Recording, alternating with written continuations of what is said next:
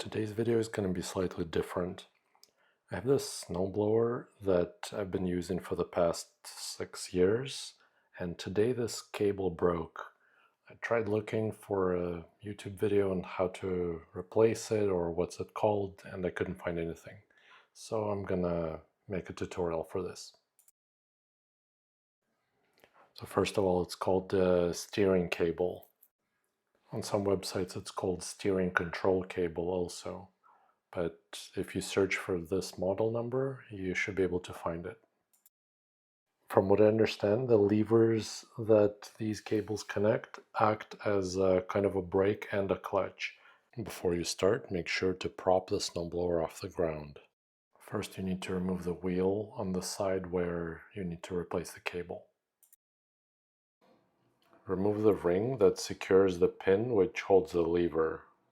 Ideally, you should have special tools for this, but I just use a couple of pliers. Then remove the pin and the lever should come free. Next, you need to remove the cover containing the braking mechanism.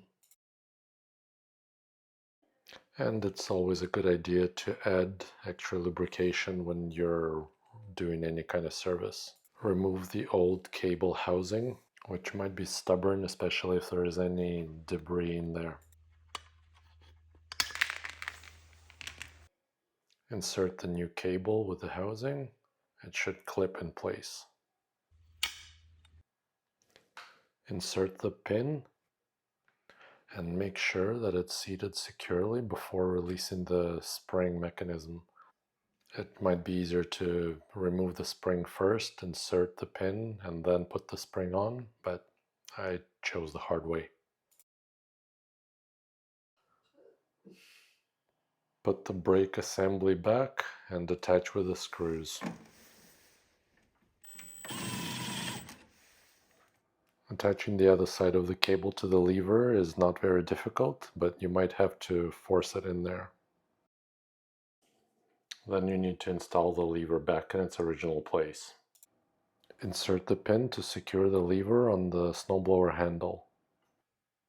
Pull back and push up on the cable housing until it snaps in the designated slot. Replace the snap ring to ensure the pin stays in place. Don't forget to secure the cable with a zip tie to make sure it doesn't come loose or start catching on things. This part is completely optional, but I prefer to clean exposed metal with WD-40 to protect it from moisture, and it looks nice. Finally, install the wheel back, and with that you're done.